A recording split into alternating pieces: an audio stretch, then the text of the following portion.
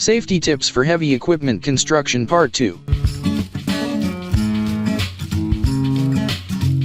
Equipment for entering and exiting. This should go without saying, but there is a correct and wrong method to mount and remove heavy equipment, depending on the amount of accidents workers sustain each year.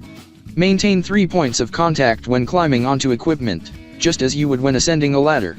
When entering or exiting the cab, never carry anything with you. To exit, never jump out of the cab or off the equipment.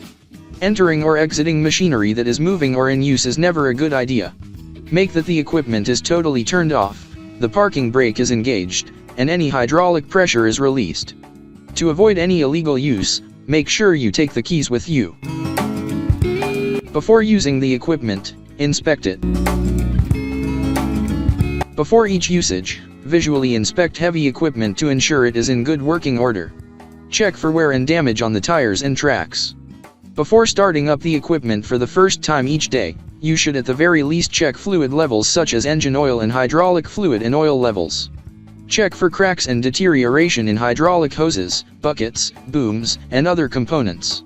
Ensure that all attachments are securely fastened.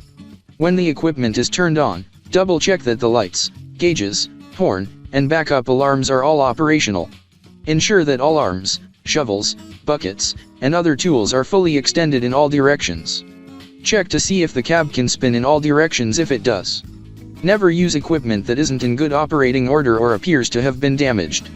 Not only may you end up causing more harm to the machine, but it could also pose a serious safety risk if not addressed before usage. Only use the equipment for its intended purpose.